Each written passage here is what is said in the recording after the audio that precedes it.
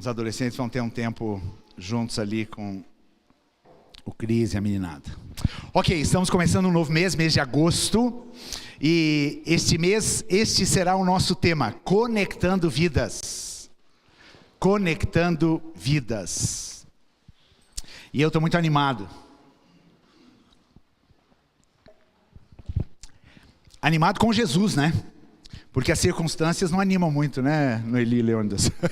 Se a gente olha para as circunstâncias, a gente sofre, né? E as nossas emoções oscilam. Mas se a gente tem os olhos fixos em Jesus, ali nós temos garantia, né, da perseverança, da firmeza, da certeza que Ele é o nosso Deus e no Senhor nós podemos nos alegrar.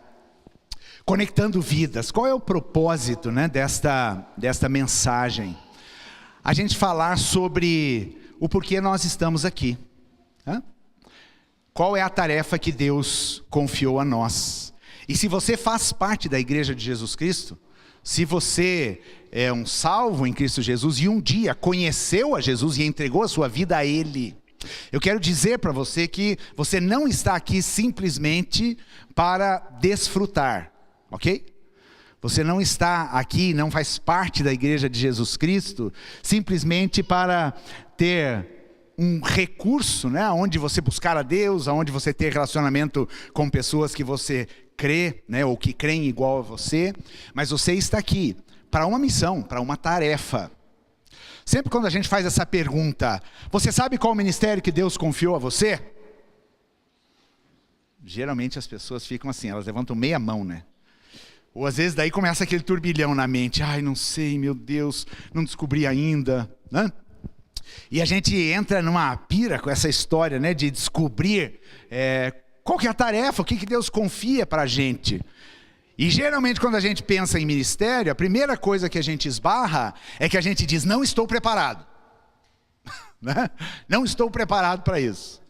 E daí tem crente que fica se preparando até Jesus voltar, né? E daí quando Jesus voltar, eu vou te avisar, você não vai precisar mais cumprir essa tarefa, tá? Daí já terminou. Então, é sobre isso um pouco que a gente quer falar, sobre o privilégio que a gente tem como Igreja de Jesus Cristo, de responder a este chamado, a esta missão, a este ministério maravilhoso que Deus confiou a nós, que é conectarmos vidas. De fato, o que vale a pena nesta vida, meus queridos, são os relacionamentos, não é verdade? São os relacionamentos que valem a pena. Pensa no seu casamento, pensa nos seus filhos, nos seus netos, na sua família, dos teus irmãos em Cristo. Estas coisas que valem a pena na nossa caminhada. As outras coisas, elas se perdem. As coisas materiais, elas são corroídas, elas se desgastam. Mas os relacionamentos são importantes e o reino de Deus é feito de gente. Eu sempre digo isso, o reino de Deus é feito de gente. O reino de Deus não é uma construção, não é um império, não são interesses políticos.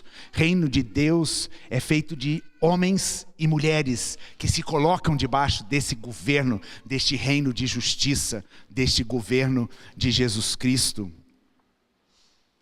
Então eu queria que você abrisse comigo o texto base para reflexão nessa manhã, de 2 Coríntios, capítulo 5, verso 18 a 21. 2 Coríntios, capítulo 5, verso 18 a 21. Eu vou ler aqui na nova versão transformadora, que é o texto que está sendo projetado aí para você. Mas você pode acompanhar na tua versão aí. Vamos lá, então, prestem bem atenção o que o apóstolo Paulo fala aqui. E tudo isso vem de Deus. E ele acabou de falar no verso 17, que aquele que está em Cristo é nova criatura. As coisas antigas já passaram, eis que tudo se fez novo. E daí ele fala, tudo isso vem de Deus. É Deus quem nos transforma. É Deus quem faz a nós nascermos de novo, nascermos para uma nova vida. Aquele que nos trouxe de volta para si, por meio de Cristo, e nos encarregou de reconciliar outros com Ele. Está prestando atenção aqui? Volta um pouquinho só, Carol. Aquele que nos trouxe de volta para si, por meio de Cristo.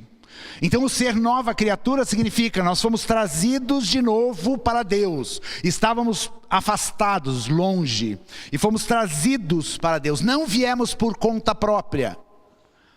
Viemos porque fomos trazidos por Jesus Cristo, porque fomos convencidos pelo Espírito Santo. E agora olha a segunda parte do texto. E nos encarregou, 18 ainda, Carol. E nos encarregou de reconciliar outros com Ele.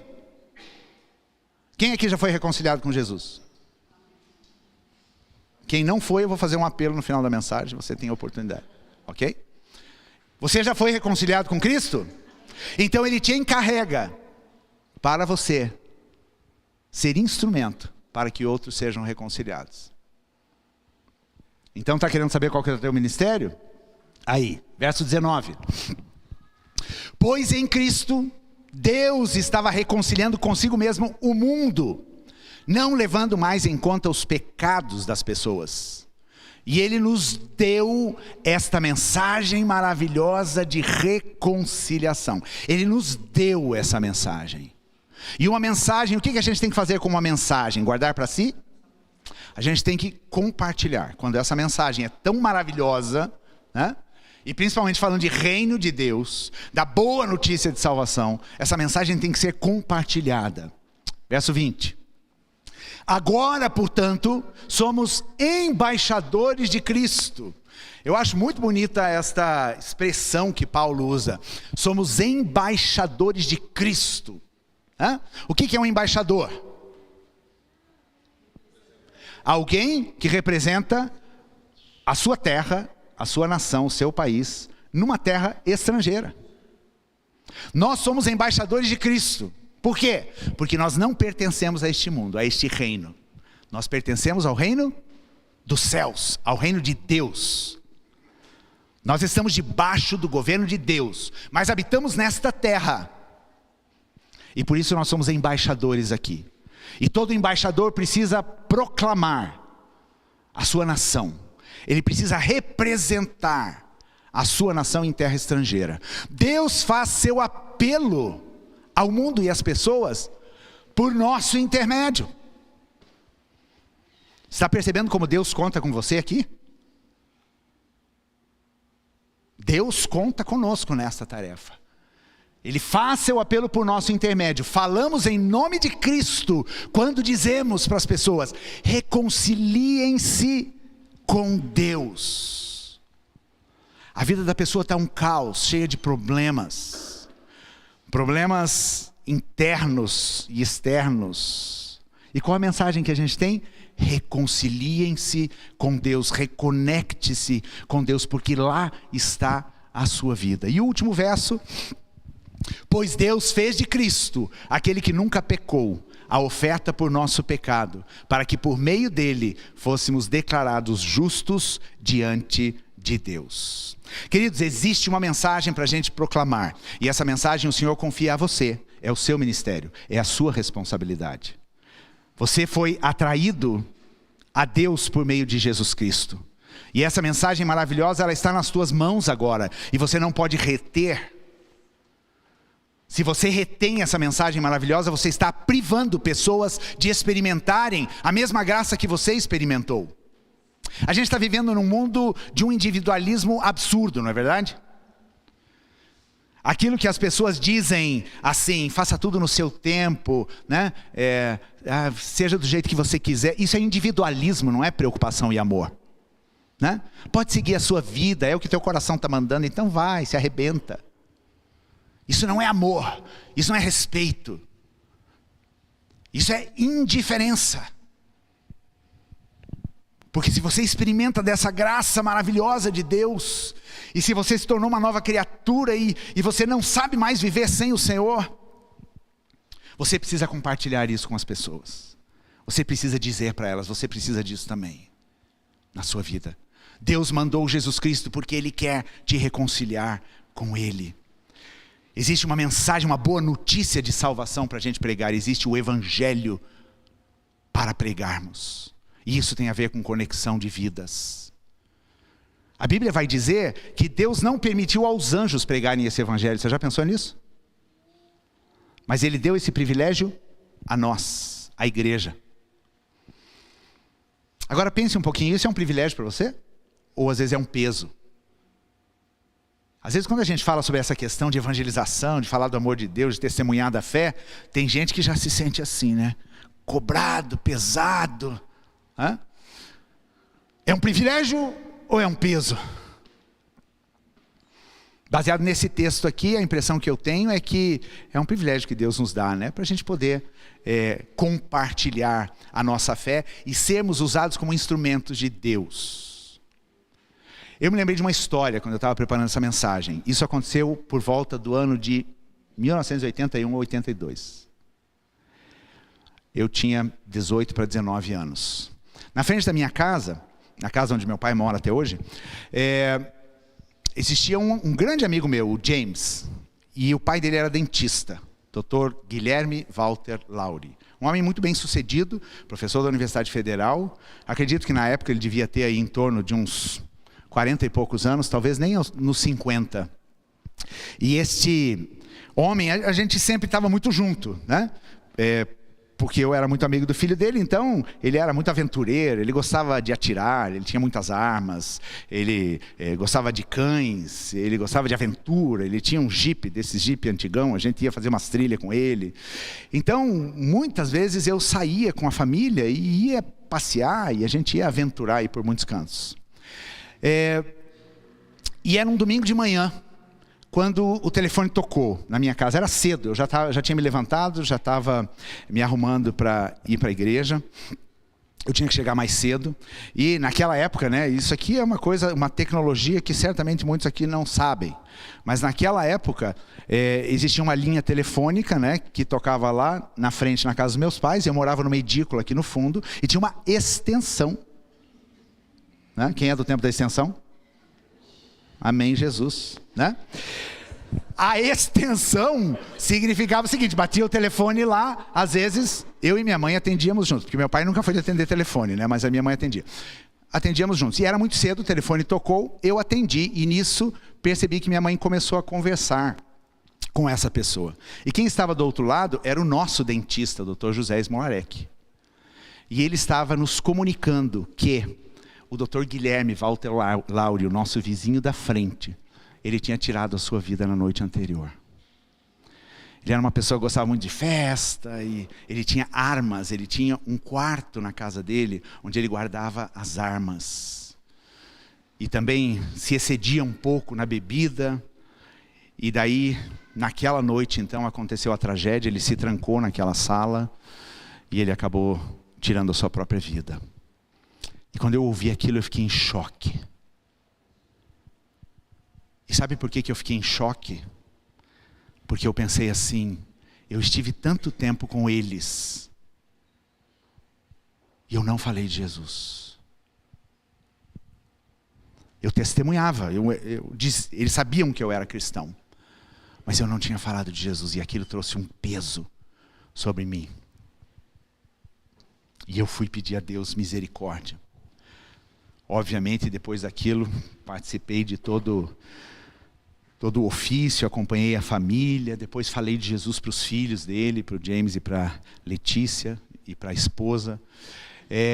Mas aquilo marcou muito, ficou muito pesado no meu coração.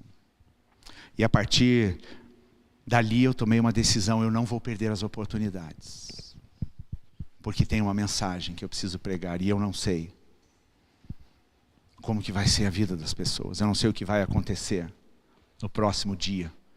Por isso eu não posso deixar para o dia seguinte. Eu tenho que pregar essa mensagem hoje. Mas agora, quando a gente fala de pregar essa mensagem, a primeira coisa que vem à nossa mente é o seguinte: eu não me sinto preparado, eu não conheço a Bíblia, eu não sei como abordar, eu não sei o que falar.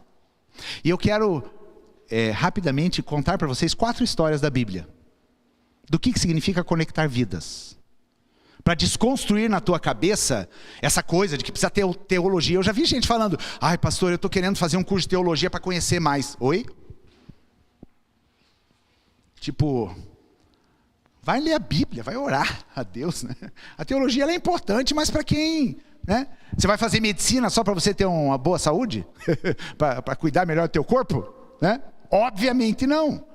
Então, quer dizer, teologia é para quem vai trabalhar ou atuar nessa esfera, né? Do pastorado, enfim. Né? Mas para buscar relacionamento com Deus, para conhecer mais a Deus, tem isso aqui, meu querido. Né? A palavra de Deus que você deve ler, buscar, conhecer, joelho no chão, comunhão com o Senhor cada dia. E isso não se ensina na faculdade, né, Wanda? Na faculdade de teologia não te ensinam isso. Ler a Bíblia, buscar Deus, orar, não. É no teu dia a dia com o Senhor. Agora vamos lá então a essas histórias para a gente perceber a simplicidade do que representa conectar vidas. Quando a gente fala em conexão, o que vem à tua imagem? Assim, primeira figura que vem na tua mente. Oi? Kiadre? Conexão. Quando pensa em conexão, o que vem na tua mente? Uma ligação, certo? Tipo, uma tomada que você, pluga, né? Dois elementos ali que você une, ok? Tem até inclusive um conectorzinho para conectar cabos. Conexão é isso, é simplesmente você juntar, você ligar. E vamos ouvir então essas histórias. A primeira história está no Antigo Testamento, e eu achei curioso e fiz questão, porque às vezes a gente fica pensando que essa coisa de pregar o Evangelho é só no Novo, né? Mas olha que história interessante essa história do Antigo Testamento. É uma história longa, eu ouvi essa história quando eu estava ouvindo o livro de 2 Reis essa semana. Capítulo 5, é a história de Naamã. É uma história que depois você vai ler em casa, eu só vou ler os 3 primeiros versículos. Olha que interessante aqui. O rei da Síria tinha grande respeito por Naamã, comandante do seu exército, pois por meio dele o Senhor tinha dado grandes vitórias à Síria. Tá? Então veja, era um comandante de guerra, de exército estrangeiro. Tá? Naamã era o comandante do rei da Síria. Mas embora Naamã fosse um guerreiro valente, sofria de lepra. Tá? E aqui lepra é usada, essa expressão no Antigo Testamento, para doenças de pele, não necessariamente a hanseníase. Tá? Mas ele tinha um problema de pele muito grave aqui, ok? Continuando a história, verso 2. Naquela época, saqueadores sírios tinham invadido o território de Israel. Olha o que aconteceu aqui, gente. E entre os cativos havia uma menina que se tornou serva da esposa de Naamã. A Síria entrou em guerra com Israel. A Síria tomou alguns cativos, né? Essa era uma forma de escravidão naquela época, né? Um povo domina outro, então leva parte desse povo para servir como escravo. E no meio desses cativos de Israel estava uma menina, que nem se menciona o nome dela. Menina, você imagina o quê? Uma mocinha, talvez de 12, 14, 15 anos, e ela era serva da esposa de Naamã. Oi? Tá entendendo o que Deus está fazendo aqui? Coincidência? Né? E daí, o terceiro versículo diz o quê? Certo dia, a menina disse à sua senhora: como seria bom se o meu senhor fosse ver o profeta em Samaria, ele o curaria da lepra. E depois continua a história, Naamã de fato é curado. E Naamã se torna então um cristão. Ele chega para Eliseu e ele diz que agora ele serviria unicamente ao Deus de Eliseu, ao único e verdadeiro Deus. Enxergaram a conexão aqui? Qual foi a conexão? Uma menina disse para sua serva: puxa, se o meu Senhor fosse visitar aquele profeta lá em Samaria, ele ficaria curado. Essa foi a conexão dessa jovem, uma menina israelita, que era cativa de guerra, mas que tinha muito bem o seu testemunho de quem era esse Deus. E que existia um profeta na terra de Samaria. E ela simplesmente diz para sua senhora isso: como seria bom se Naamã fosse visitar o profeta. Foi isso que ela fez. O que Naamã fez? Falou com o rei da Síria e foi atrás desse profeta em Samaria. E ele foi curado. Difícil essa tarefa? Difícil? ou não? Simples. Gente, a obra de convencimento da pessoa do pecado, da justiça e do juízo não é nossa, tá? Graças a Deus. Chegou uma fase da minha vida quando eu, assim, tinha tanto ardor por evangelizar as pessoas, porque eu me sentia quase o Espírito Santo, né? Tentando convencer a pessoa. Né? Você vai, você prega, você fala, você ora, você repreende, né? Espera lá, não é isso que Deus está falando. Deus está falando que vocês têm uma mensagem para anunciar. Anuncie essa mensagem. Faça a conexão. O demais é obra dele. É obra do Espírito Santo e não nossa. Segunda história da Bíblia. Ela está cheia, eu peguei só 4. Tá? Segunda história da Bíblia está lá em João, capítulo 1. Evangelho de João. Agora a gente pula para o Novo Testamento. João capítulo 1, nós vamos ler os versos 43 e 46. Porque aqui tem uma coisa curiosa, interessante aqui. Porque vai falar de Natanael e Filipe. Tá? Natanael e Filipe. Olha o que diz aqui no verso 43. No dia seguinte, Jesus decidiu ir a Galileia. Encontrou Filipe e lhe disse: siga-me. Aqui Jesus estava chamando os seus discípulos, né? E o convite de Jesus era assim. Certamente, essas pessoas, elas já estavam em contato com Jesus. Jesus já estava se fazendo conhecido, né? Jesus não chega de cara assim para um desconhecido e fala: me siga. Não. Aquelas pessoas já estavam seguindo a Jesus. Mas neste momento que Jesus vai escolher os seus discípulos, ele passa por Filipe e ele fala: siga-me. Filipe era de Betsaida, cidade natal de André e de Pedro, que também já tinham sido chamados para ser discípulos de Jesus. Filipe foi procurar Natanael e lhe disse: encontramos aquele sobre quem Moisés, na lei e os profetas escreveram. Seu nome é Jesus de Nazaré, filho de José. Nazaré? Exclamou Natanael. Pode vir alguma coisa boa de Nazaré? Daí responde Filipe: venha e veja você mesmo. Filipe conhecia Jesus. Natanael não conhecia Jesus. Como que essa conexão aconteceu? Filipe chegou para Natanael e disse assim: eu encontrei aquele de quem Moisés e os profetas falam. Todo judeu sabia quem era essa pessoa. Era o Messias, era o enviado de Deus. Havia um anseio pelo reino messiânico nesses dias, porque o reino messiânico representava libertação da opressão romana. Mas só que o reino de Deus era muito maior, a libertação que Jesus veio oferecer era muito maior do que simplesmente uma libertação política. Então todo mundo esperava por esse Messias. E isso foi o gancho, e acendeu a curiosidade em Natanael.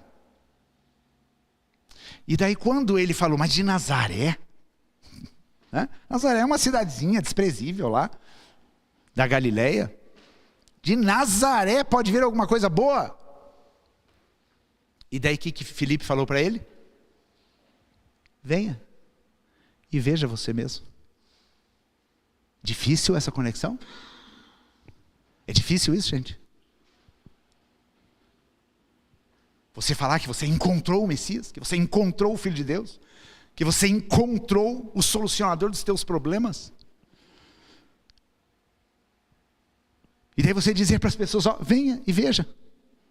Quer ir comigo numa célula? Ele vai estar lá. Eu te apresento. E Natanael se tornou um outro discípulo de Jesus também. Jesus o chamou para segui-lo. Porque Jesus viu que Natanael era um israelita em quem ele não encontrava dolo. A terceira história está lá no capítulo de Marcos, capítulo 5 de Marcos. E é a história daquele endemoniado de Gadara. Eu amo essa história, porque, primeiro por todo o contexto dela, né? Jesus, ele vai para libertar este homem. E antes de chegar nessa cidade, Jesus enfrenta uma grande tempestade. Jesus está dormindo no barco e os ventos e as ondas estão enormes. Os discípulos desesperados vão acordar Jesus, né? Como, Jesus, que você pode dormir nessa confusão toda? E Jesus se levanta e diz para os ventos e para as ondas: acalma-te, emudece. Essa expressão que Jesus usa aqui era uma expressão de repreender, para repreender poderes das trevas. Ou seja, o furdunço, né, que estava se armando ali, era espiritual, e Jesus discerniu isso. Porque ele tinha que chegar do outro lado. Chegando do outro lado, ele conhece esse endemoniado. Depois você lê também, porque é uma história longa, né? Esse homem desprezível, esse homem temido por toda a cidade, esse homem que, quando eu fico tentando imaginar a aparência dele, não é nada interessante, né, de qualquer tipo de aproximação. Mas Jesus vai lá e liberta esse endemoniado. E acontece algo poderoso, né? Tipo, os demônios vão para os porcos se atiram, os porqueiros lá ficaram furiosos com Jesus, queriam mandar Jesus para fora da cidade, mas não interessa, né? Jesus sabia que uma vida vale mais do que 5.000 porcos. E aquilo foi um testemunho tremendo que aconteceu naquela cidade de Gadara. Agora olha o que diz no verso 18 do capítulo 5. Quando Jesus entrava no barco, tudo já tinha acontecido, Jesus estava indo embora.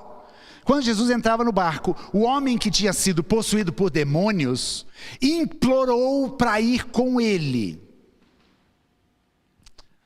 Jesus, porém, não permitiu e disse: volte para sua casa e para sua família e conte-lhes tudo o que o Senhor fez por você e como ele foi misericordioso.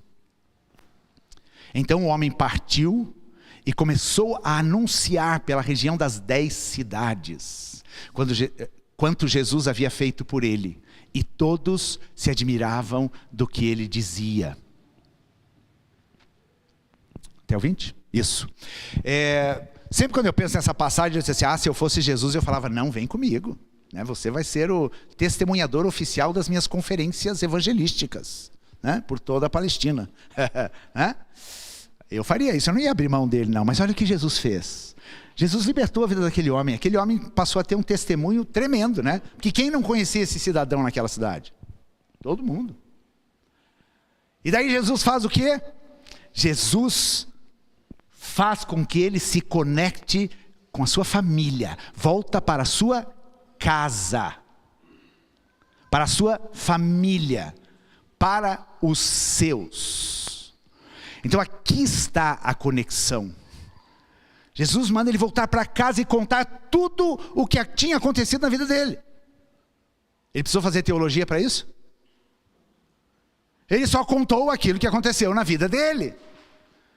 Ele só deu o seu testemunho daquilo que havia acontecido. E depois o texto ainda vai dizer que o homem partiu e começou a anunciar pela região das 10 cidades, que era a região de Decápolis, quanto Jesus havia feito por ele. Ou seja, ele não se contentou somente em contar, em voltar para sua casa e contar para os seus familiares.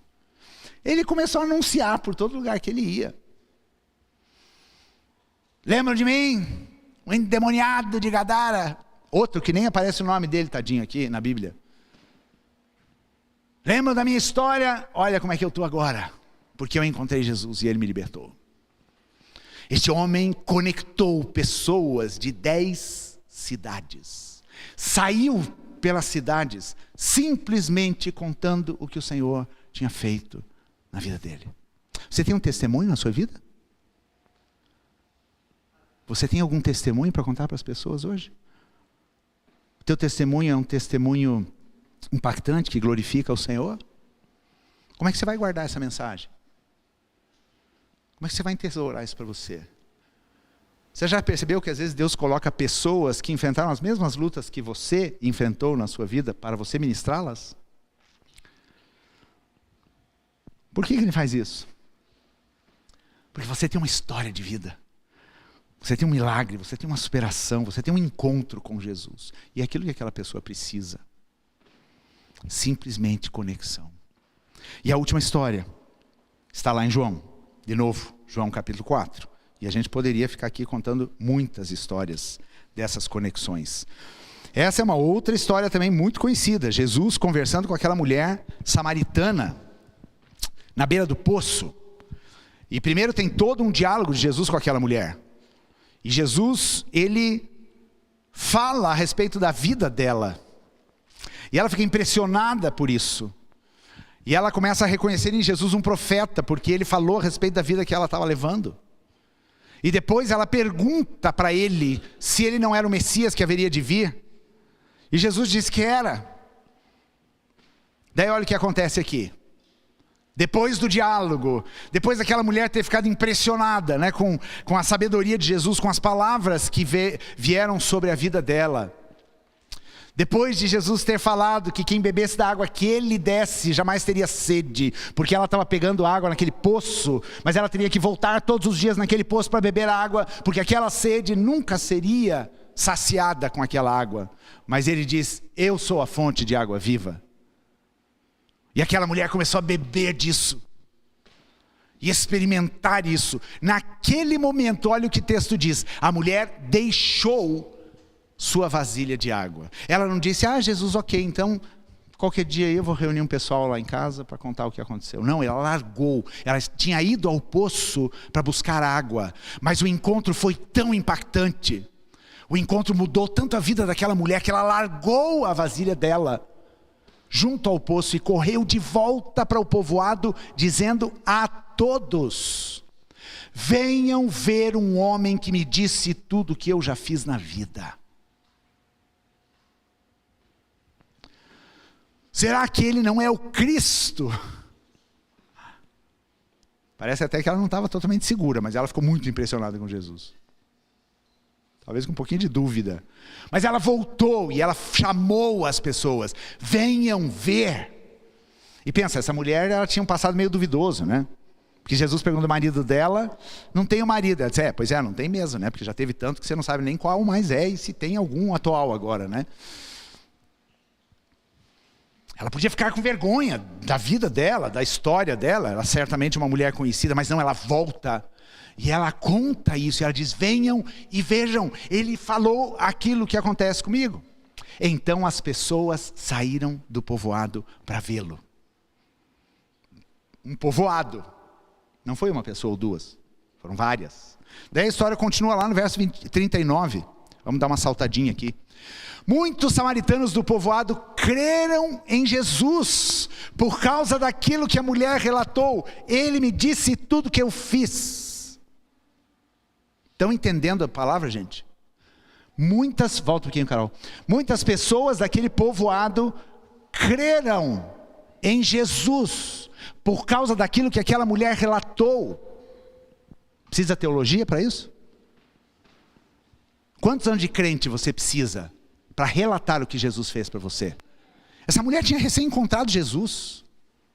Ela podia, Jesus, eu ainda não frequentei a escola dominical. Jesus nunca lia a Bíblia. Preciso de alguns esclarecimentos teológicos antes de pregar. Ela não estava nem aí com isso. Esta mulher simplesmente falou, e o que ela falou levou muitos samaritanos a crerem em Jesus. E o próximo verso. Quando saíram para vê-lo, insistiram que ficasse no povoado. Jesus permaneceu ali 2 dias. Gente, essa história tem um monte de coisas interessantes, né? Porque Samaria era um lugar proibido para o judeu. Era um lugar impuro, era um lugar que tinham que passar de largo, né? Samaria é aquela cidade que precisava ser exterminada do mapa da Palestina. E Jesus fica 2 dias na cidade por conta daqueles que vieram, por causa da fala de uma mulher. Ele falou a respeito da minha vida. E muitos outros ouviram sua palavra e creram. Estão percebendo o movimento aqui dentro de uma cidade de Samaria? Jesus estava só passando pela cidade. E o fato da palavra que ele deu para essa mulher, levou a essa mulher a conectar todo o povoado a Jesus. Então disseram à mulher, Atenção aqui. Agora cremos, não apenas por causa do que você nos contou, mas porque nós mesmos o ouvimos. Agora sabemos que Ele é, de fato, o Salvador do mundo. Não somos nós que convencemos as pessoas, mas somos nós que conectamos elas com Deus. Somos nós que trazemos essas pessoas para Deus. Somos nós que damos uma mensagem, venha e veja. E depois elas vão ter o testemunho delas. Agora cremos não apenas por causa do que você nos contou, mas porque nós mesmos o temos ouvido. Essa primeira mensagem eu falei sobre conectando vidas com Deus. Conectando vidas com Deus. E você tem essa mensagem na sua mão. E se você entendeu esta palavra, isso precisa ser vivo no teu coração cada dia. Você já percebeu quantas pessoas passam à sua volta no seu dia? Quantas pessoas trabalham do seu lado? Quantas pessoas que você encontra no meio do caminho? Sabe aqueles encontros malucos que você não entende por quê? De repente você começa a conversar com uma pessoa. Existe um propósito para isso. E nós precisamos estar atentos para aproveitar e entendermos esse propósito de Deus. É difícil essa tarefa, gente? Esses 4 exemplos aqui, é muito difícil fazer isso. Dizer eu encontrei o Messias. Eu conheço um profeta em Israel. Eu encontrei alguém que falou da minha vida. É muito difícil você ser essa ponte na vida das pessoas. E dizer para elas, venham e vejam. Veja o que Deus fez na minha vida. E agora eu quero te perguntar uma coisa. Quem fez esta conexão com Deus para você estar aqui hoje? Quem aqui lembra de quem o conectou com Deus? Eu lembro. Quem te conectou com Deus? Agradeça a Deus pela vida dessa pessoa. Você está aqui por causa dela. Talvez por algo muito simples, por um testemunho, por um envolvimento, por um abraço, por um amor, por uma palavra ministrada. E agora Deus confia a você esse ministério, o ministério de reconciliar, de reconectar pessoas com Deus. E isso é um privilégio que a gente tem. E agora eu vou deixar uma tarefa para vocês. Tarefa de casa. E a tarefa de casa é, se você já foi reconectado com Deus, se você de fato tem uma experiência com Jesus, Deus te encarrega de contar isso para as pessoas que estão à sua volta. Desta forma simples, não complique, seja simples. Um testemunho que você dá, uma palavra de Deus na vida das pessoas, ou então simplesmente o seguinte, vem ver. Vem ver o que Deus fez. Deus quer nos usar desta forma. É simples. Nós precisamos estar antenados para percebermos as pessoas que Deus traz até nós. Porque Deus tem um propósito com isso. Eu já ouvi pessoas dizendo, pastor, eu conversei com tal pessoa, ela abriu o coração comigo, e eu fiquei com receio de orar por ela.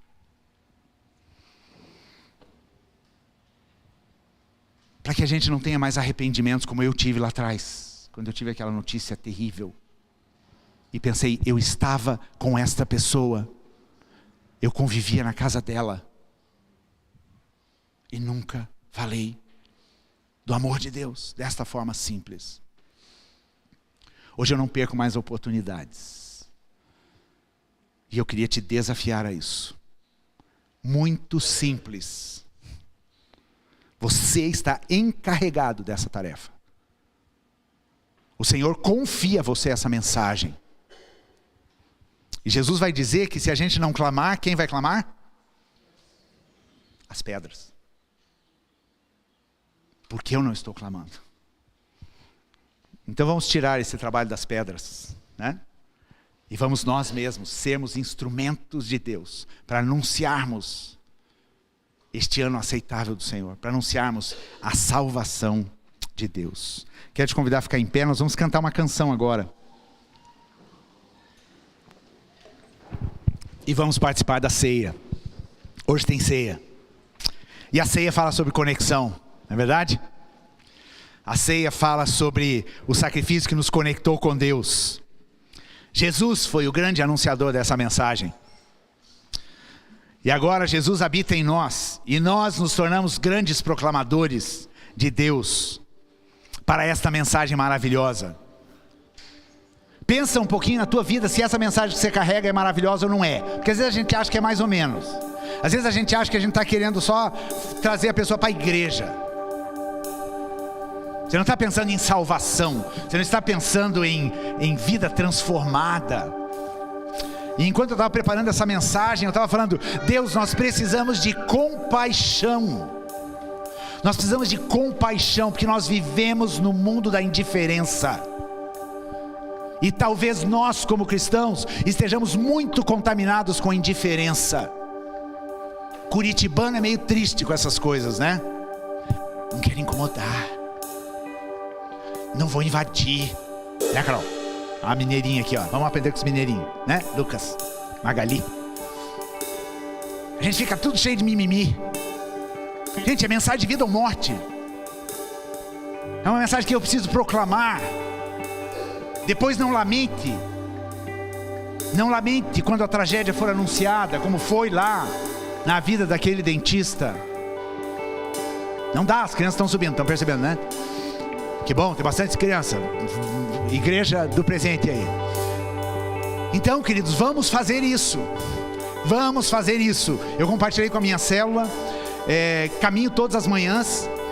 E alguns dias passava na frente de um prédio ali pertinho de casa. E tinha um segurança ali na porta. Ele sempre cumprimentava educadamente. Eu cumprimentava também e tal. Num domingo, já talvez há uns 2 meses atrás. Num domingo eu estava passando por ali. E quando eu passei por ele, Deus falou: ore com ele. Ok, gente, crianças? Ore com ele. E daí eu já tinha passado, estava num passo acelerado. E daí sempre vem aquele, né? Aquela coisinha: Senhor, mas como é que eu vou fazer? Orar por ele, sobre o que eu vou orar, né? A gente começa a colocar um pouco de barreira, né? Bastante barreira. E daí logo eu estava dando os primeiros passos. Eu disse assim: Deus, quando eu voltar eu vou orar com ele, né? Dei a palavra de compromisso e de obediência. Fui fazer minha caminhada. Quando eu voltei, parei ali: tudo bem, querido, a gente sempre se cumprimenta aí, mas pode ser que você ache tudo muito esquisito, mas não importa. Eu estava passando por aqui e Deus falou para eu orar por você. Como é teu nome? Vanildo. Posso orar pela tua vida? Tem alguma coisa que você queira colocar diante de Deus? Daí a pessoa fala: não, só agradecer a Deus, né? Pedir proteção, né?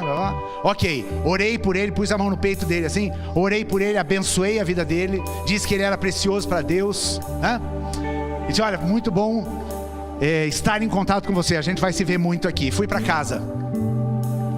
Agora, todo dia que ele está lá no trabalho, eu paro, converso com ele.